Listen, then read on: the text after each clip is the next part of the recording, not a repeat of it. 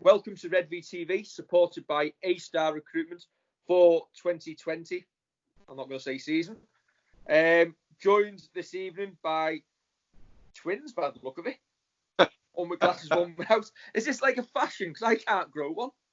I know, you're just jealous, aren't you? Yeah. This is mine's 12 months in, man. I gave man a trim the other day, actually. It was very long. So good evening, Kev, and good evening, Dave Howarth, head of the Gerard Songsters. You look like lockdowns saved you well, Dave. I won't go that far. No, I mean, evening, gents. Glad to be on tonight with you. Lockdown, it's weird. I've been working from home since day one, really. Obviously, work for the NHS, so sort of they preempted the situation a couple of weeks before the lockdown started. So I was doing 3 days at home, 2 days in the office. I actually went to Cheltenham for my sins, and I've been hopefully not while you were working, Dave. You bought I went to the Thursday, Friday, the Cheltenham Festival, but since then, obviously, I've been working at home. And I think, everyone's going to be in the same boat. I live on my own, and, I have good and bad days, really. Routine's very, very difficult. And obviously, I've done this challenge that obviously we'll talk about later. That's obviously helped me in terms of getting out and communicating with friends and things. And obviously, I've had some work done on my back garden as well, where it's allowed mates of mine to come round and work on it. So, from an interaction perspective, that's been a godsend because it is tough. 24/7, staring at four walls, looking at your laptop, and obviously your workstation is completely different to what you're used to.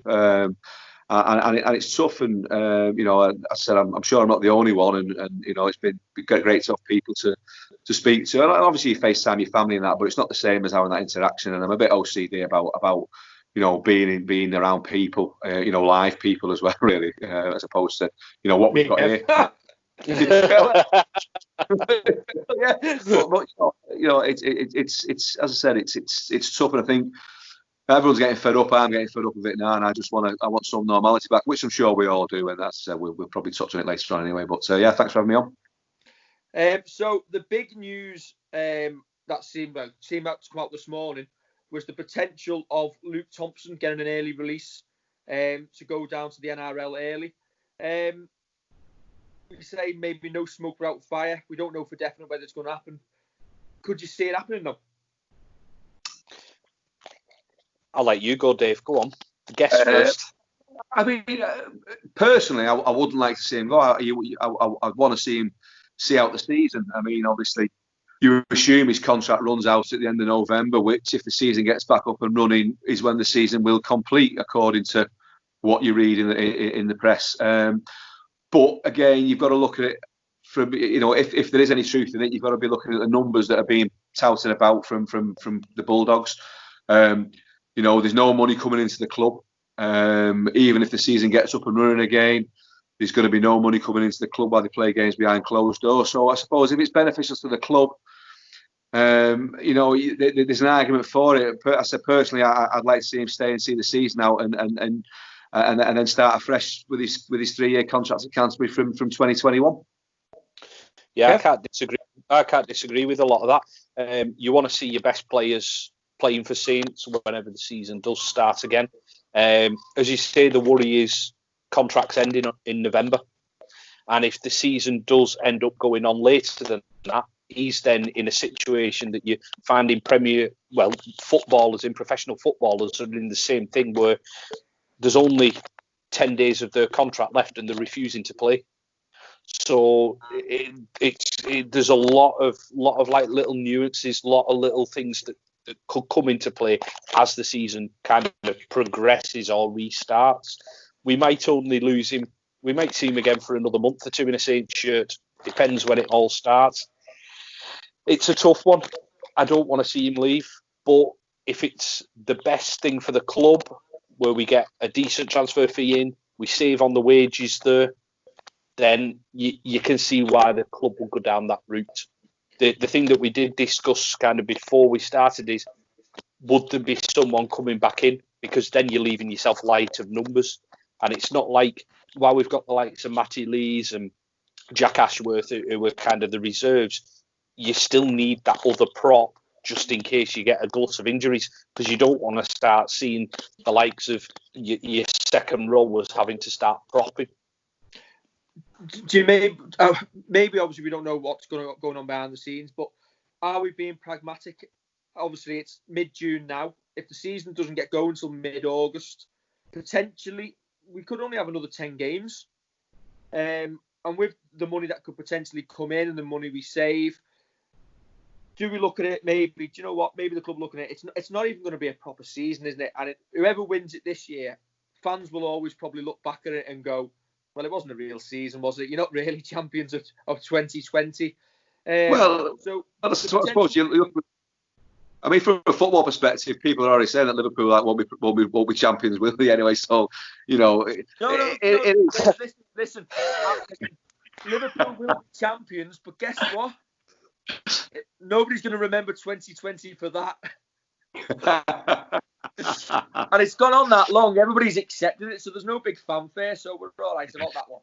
I was wondering why one of you was wearing red and the other one blue here. I'm not taking sides. This is just the only clean one I can find. Into football too much. I don't know why my team have campaigned so hard to get it played at Goodison when you could potentially win it there. I don't want to go to Southampton. Absolute idiot. But anyway, that's for Blue TV. Yeah. But yeah, 10 games potentially if it does get underway. We don't want to see him go, but for me, if it's best for the club and it means that players don't have to go on reduced deals and it allows us to fulfil what we want to recruit for next year without having to suffer there, maybe long term it's for the best. And obviously, Luke will get an early chance to go down under. I mean, as I said, I'm not really sure where you get your 10 games from, because that'll be a 16-game season. And if you read the press, the assumption is that I mean, again, from the conversations I've had with one or two people and what you read in the papers as well, you assume that they're looking to get a 22-game season on top of what was been played already. So we'd be playing 28 games in essence, with a finish of the 28th of November being touted. So, you know, I think certainly the clubs will want to try and get as many games in as possible. And I'm assuming, again, from a purely financial perspective as well, that they're going to want, you know, fans coming into the stadiums, you know, as soon as they can physically get them in. I mean, I'm not sure what Saints' memberships are, but, you know, if we've got an 18,500 seat stadium, say you've got 50% of those are season ticket holders, and you probably haven't got 9,000 even. So say you've got 7,000, can you get them in Langtree Park, social distancing? That's the question. But then your other thing is, okay, yeah, so I think I'm being a bit like presumptuous going 10 games, because I think at the moment we don't actually know how things are going to end up and how many we're going to get in. But potentially, if they do try and squeeze a lot of games into a shorter period of time, potentially you look at your props who aren't going to be able to play every week anyway, so he wouldn't play every week. But then you, on the other hand, you're potentially leaving yourself light, and that workload will have to be shared amongst the rest of the props, assuming we don't bring anybody in. Well, that's it. This is what I'm saying with regards to that. You don't want to leave yourself light, because there's players in the reserves who are propping, and you see the likes of Callum Hazard, who's also had a taste of first team, who can play up front, but you don't want to be putting him into too many games and kind of burning him out a little bit too early. There's no like buzz of a prop coming through after we've had the likes of Matty Lees who's come through.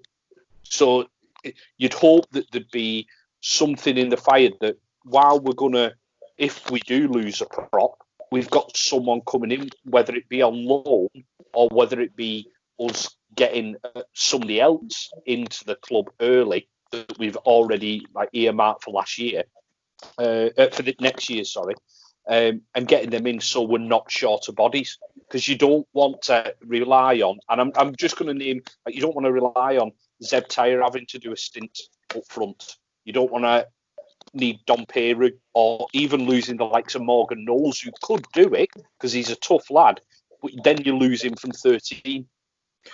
Do you look at potentially, assuming we always had an idea for a while that Luke Thompson potentially go, and we've maybe got players lined up for next year, could it be a case of to ensure long-term squad viability, that to ensure that we can sign player X for 2 or 3 years, we have to cut our losses on Luke Thompson now? That was garbled. But you know what I mean. Again, you don't know what he's got. I mean, you look at the contract situation now, and as it's, I think I read in the Star earlier, or it might be somewhere else. You've got Peru, Ty, Amor off contract at the end of the season, and Louis off contract at the end of next season. Thompson going to Canterbury. Clearly, you think that Christian Wolff is looking at players now down under in the NRL, more than likely going to be Tongan players as well, I would assume, given his contacts down there. If he can bring one the other way, if they do let him go, then all well and good. My issue with that is why they give him a 2-year deal, because he's got 12 months to assess what he's got. We've signed nobody. Then you don't know about bringing in players on 2 or 3 year contracts, and after next year, Wolff might go. And then you're left with like Tongan players who might then get homesick straight away, thinking, "Oh, I'll come here." Have we lost him? He's back. You're back. Where you went then, Dave? I had a phone call from a dodgy number. It phoned again last night, but I don't know who it is. I'm not answering it anyway. So, your boss asked you why you went to Cheltenham. No, it was an 801 number, whatever that means. No, but I mean, I said, if you go and sign a player on a 2 or 3 year deal, then and Wolff goes back after his 2 year stint is up, I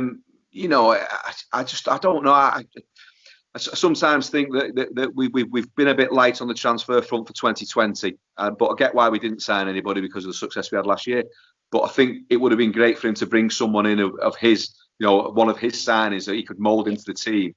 And then on the new, and maybe it was known at the time that maybe Tomo was going to go at the back end of last season, and they could have been planning for that now. But it's how the club works and what's best for them, really.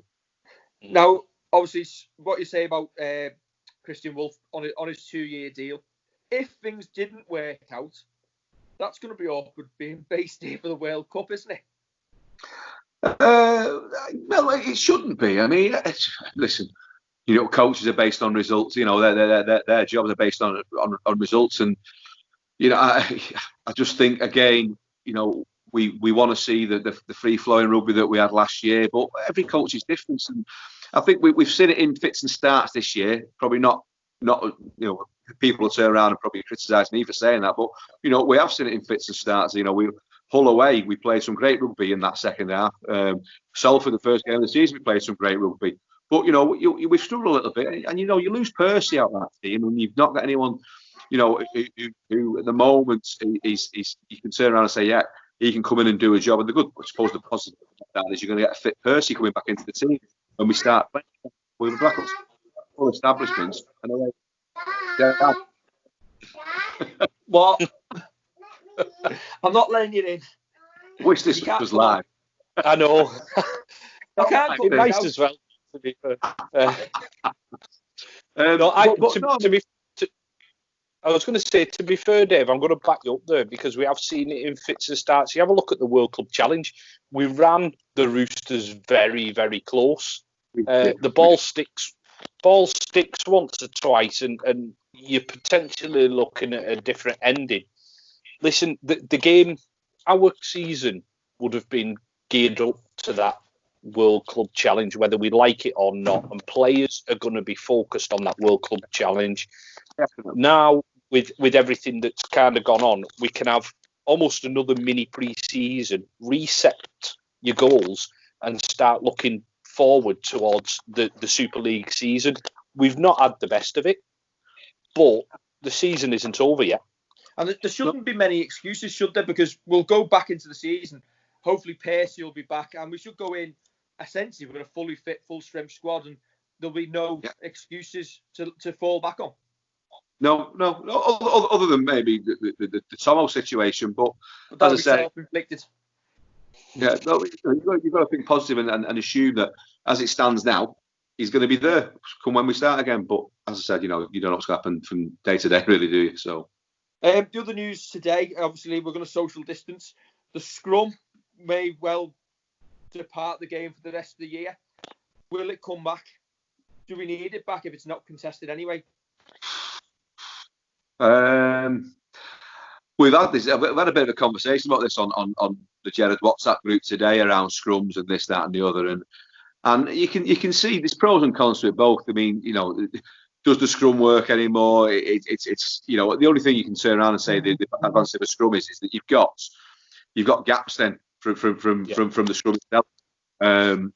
If you do away with them, then obviously you assume that your defensive line becomes a lot more tighter, and you might not get sort of high scoring games potentially. But I would sooner keep the scrums in it personally. Well, that's it. Nowadays, it's not like you've got two props, a hooker, two second rows, and a loose forward in the scrum anyway. You pack it down with your fullback sometimes goes into loose. You might have a second rower at prop, and your second rower or your centre takes the first drive in. It's not a case of like the outside backs can have a little bit of a go against each other and give the big guys a rest, because that's not what happens. I read somewhere it'll cut down like over 1,000 bits of contact in a game by not having scrums. Which I wanted to see the maths on that. Where did they get that from? They assume everybody's touching everybody else in the scrum. Yeah, it must be like if you're in the second row, you're touching the other second row, the loose forward, your hooker, and one of the props. So all of a sudden, that must count as like 5 different. And you're close enough to the scrum after, I don't know, and the ref and whatever. But yeah, and I almost can't see it coming back if they get rid of it and it kind of works. And then why would they bring it back? But I don't know. You need restarts in the game, and you don't want the game looking exactly the same all around. That it's just a tap. James Roby gives it to Alex Walmsley, and Alex Walmsley runs the first one in every time, or Matty Lees or whoever, Luke Thompson, hopefully. But I can't see it coming back if it works and looks like is aesthetically pleasing. It seems to me this is just a massive opportunity to try different things, and if it works, great, and if it doesn't, just say, "Oh, it was because of COVID," and we'll go back to doing what we did before. The one thing that I don't like though is us playing laws of the game that are different to the international game and the NRL. The game is a game is a game. You should be playing to the same set of rules when you're professional. The football doesn't play to different rules. You can take video refs out of this. I mean, standard laws of the game. You don't play a different game in France that you do in England or in Germany or in Australia or wherever. You play the same game. Rules are standardised. I've never known a game that doesn't have consistent rules for at least back-to-back 2 seasons. Yeah. Rugby League seems to change the rules year after year after year after year. I can never settle on a set. Agreed. Dave, I was going to say you're looking knackered, but you're not. I was driving on Prescott Road earlier this evening, the pouring down rain. I stopped at the lights and I seen you coming towards me. I beat me on at you, and my first thoughts in my head were, "Wow, thank God that's not me." How many miles have you done now then? Well, so today was me 42nd 10k in 42 days. So I've done a 10k every day since the 1st of May. So I'm now through 420 kilometres, which is roughly about 260 miles, I think, from memory. So by the time I've finished it, I'll have done 312 miles, which is the equivalent to, I think, just short of 12 marathons in 50 days. So yeah, I mean, I'll do number 51 with you. I've never run 10k in my life. So no, I mean, as I said, at the start of it, I mean, it was an idea that just born out of. I was sat at my workstation at home, and it was the 30th of April. It was, and a friend of mine had just done a month of 5Ks, and I thought like it's 50 days to my 50th birthday. What can I do? I fancy doing something to because at the time with lockdown and what have you, and even doing your 1 hour's exercise, but again you're going out, you're doing that because you can't mix and this, that, and the other. I thought it'd be nice to sort of like get out and do a bit of a social distance run with a different person every day.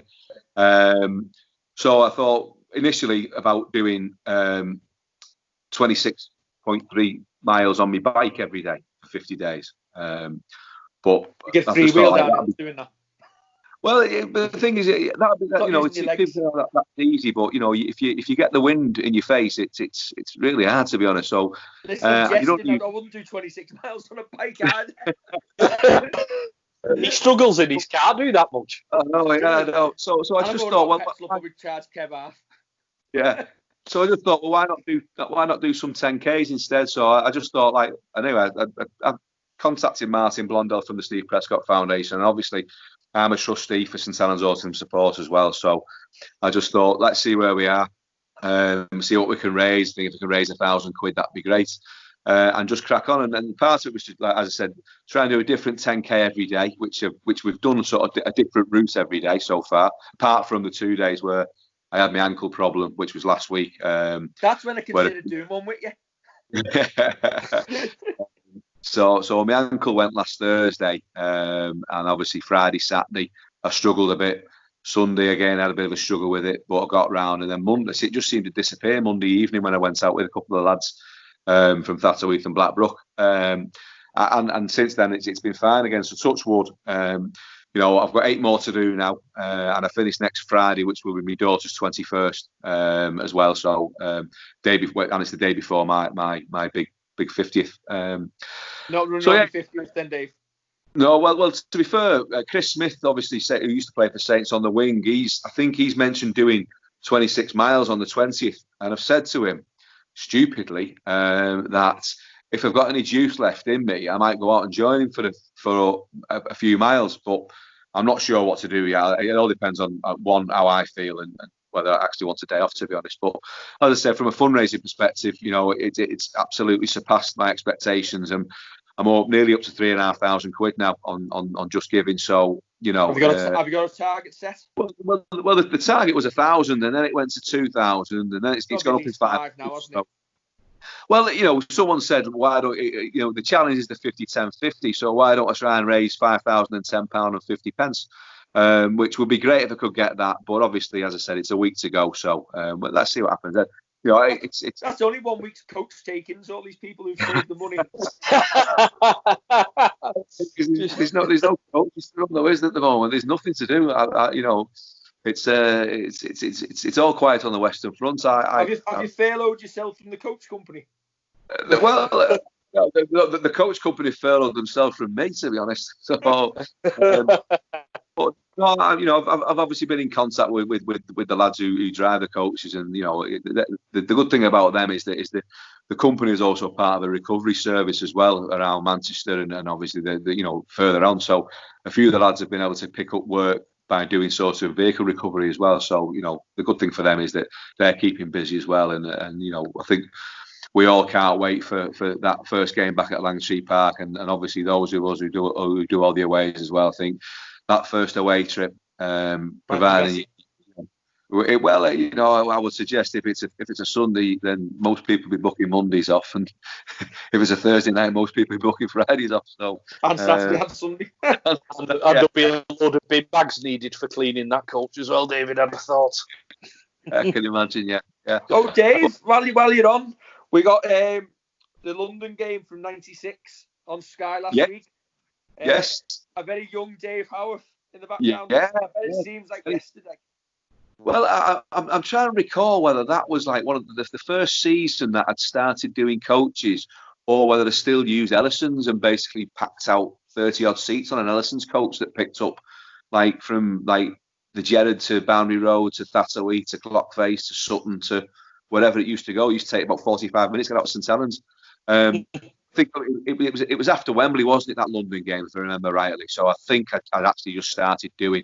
I'd literally started doing the coaches from there. So 96, was probably when it kicked off. Doing it myself rather than booking Ellison's. How obviously we saw the celebrations in the crowd that day when obviously we've gone over and scored that winning try. Is there obviously I'm a football fan as you are.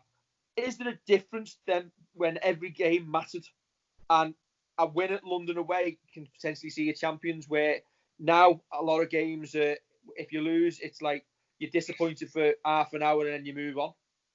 Well, yeah, of course. It's the format now, isn't it? I mean, everyone knew at the time that if we dropped a point, we were knackered. We had to win every game. So every game going, and certainly that game, because I think after that one, I think I remember rightly. I can't remember what other games had after that, but I remember being at Nosey Road and we played Sheffield Eagles on a Sunday evening, and we absolutely trounced them 69-2, and we scored 2 or 3 of those tries, some of the best tries I've ever seen at Nosey Road. And then obviously we smashed Warrington last game of the season. But going down to London and the way we started that game, and then London came back, and fair play to them, they played well. We lost Newey and we lost Jointy, and who'd never come back on. So from a sub perspective, we were down on numbers.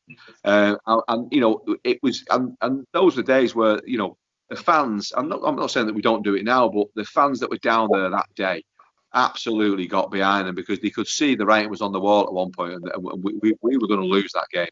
22-14 down, you couldn't really see a way back for a while. And out of nothing, we turned it round, and that try. I mean, the try of Gibbs was just as important as Apollo's because it got us back to within a score. And you look at how he scored that try and took 3 or 4 people over with him. And if you ever saw the size of Scott Gibbs, Scott Gibbs was like 5'10". He wasn't tall, he was a little bit taller than me. So, and for him to do that was amazing. Obviously, I watched it myself last week, and it's a cast iron try. And what Steve was going back about down. That's something that I don't get. Where's the controversy with that? His hands are on the ball. Well, it's the ground. It's a try. It was the fact that the London coach afterwards was whinging about it. And he was saying about how it wasn't a high shot in the build-up, and I'm like, he nearly took his head off. Yeah. Would you like to see us go back to first past the post, or is the grand final too ingrained? I think there's a merit for going back to first past the post, but sadly, Sky paid the money, and they, I'm really intrigued to see what happens after the end of next season in terms of what clout Super League has in terms of how they want the structure to be put in place. I would love to see first past the post. I think it rewards consistency. I think games do matter.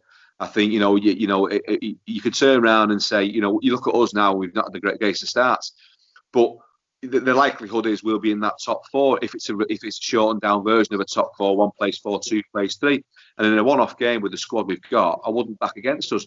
But is it right that us finishing 4th gets us? I've always said this. Is it right us finishing 4th gets us to be champions? I don't agree with that, to be honest.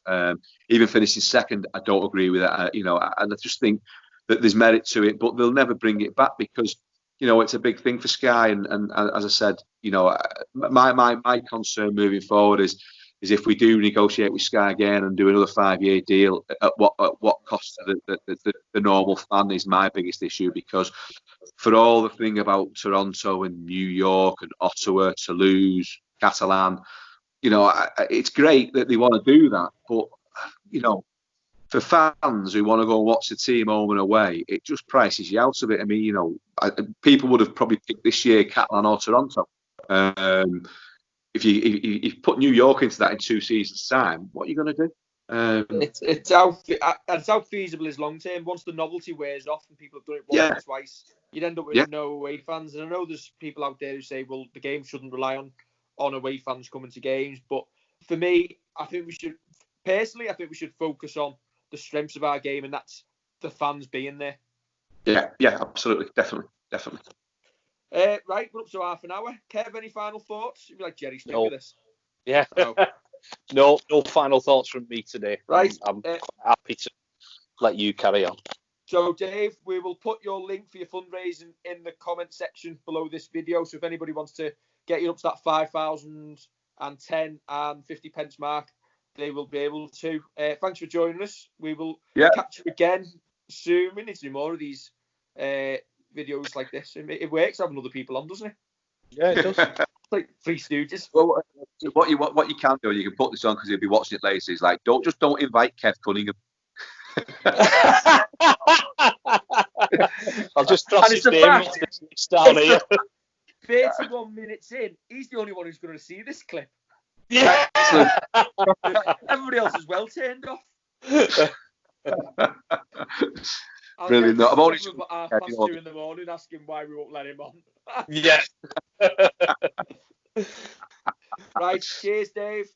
All right, appreciate it, fellas. Don't forget to like, share, and subscribe, and we will catch you soon for another episode of Redvee TV.